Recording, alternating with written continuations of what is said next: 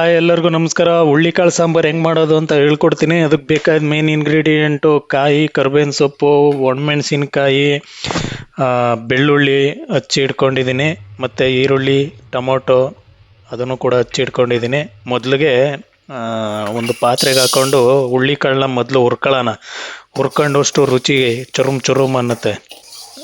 ಆಮೇಲೆ ಕಾಯಿ ಮತ್ತು ಒಣಮೆಣಸಿನ್ಕಾಯಿ ಹಾಕೊಂಡು ಡ್ರೈ ಮಾಡ್ಕೊಳ್ಳೋಣ ಮೊದಲು ಹುರಿದು.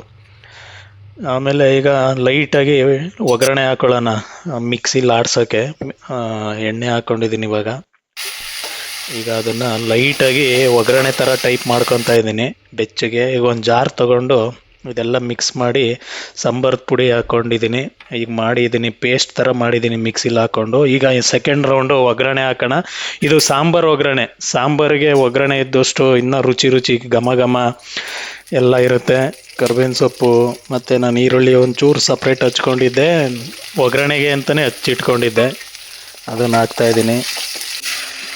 ಈಗ ಪೇಸ್ಟ್ ಅಂದರೆ ಮಿಕ್ಸಿಲಿ ಆಡಿಸಿರೋದನ್ನ ಹಾಕ್ಕೊಂಡು ಮತ್ತೆ ಒಗ್ಗರಣೆ ಹಾಕಿದ್ದೀನಿ. ಈಗ ನಮಗೆ ಎಷ್ಟು ಜನ ಇರ್ತೀವೋ ಅಷ್ಟು ನೀರು ಹಾಕ್ಕೊಬೇಕು. ನಿಮ್ಗೆ ಎಷ್ಟು ಜನ ಕೆಪಾಸಿಟಿ ಇದೆಯೋ ಅಷ್ಟು ನೀವು ನೀರು ಹಾಕ್ಕೊಂಡು ಬೇಯಿಸ್ಕೋಬೋದು. ಹಂಗೆ ಮಿಕ್ಸ್ ಮಾಡಿ ಬಿಟ್ಟಿದ್ದೀನಿ. ರುಚಿಗೆ ತಕ್ಕ ಉಪ್ಪು. ಉಪ್ಪಿಲ್ಲ ಅಂದರೆ ಯಾವುದೂ ಕೂಡ ಟೇಸ್ಟ್ ಬರಲ್ಲ. ಈಗ ಒಂದು 10 ನಿಮಿಷ ಕುದಿಸಿದ್ದೀನಿ. ಕುದ್ದಾದ್ಮೇಲೆ ಈ ಥರ ಬಂದಿದೆ. ತುಪ್ಪದ ಜೊತೆ ಅನ್ನ ಸಾಂಬಾರು ಹಾಕೊಂಡು ತಿಂತಾಯಿದ್ರೆ ಥ್ಯಾಂಕ್ ಯು. ಮುಂದಿನ ವೀಡಿಯೋದಲ್ಲಿ ಸಿಗೋಣ.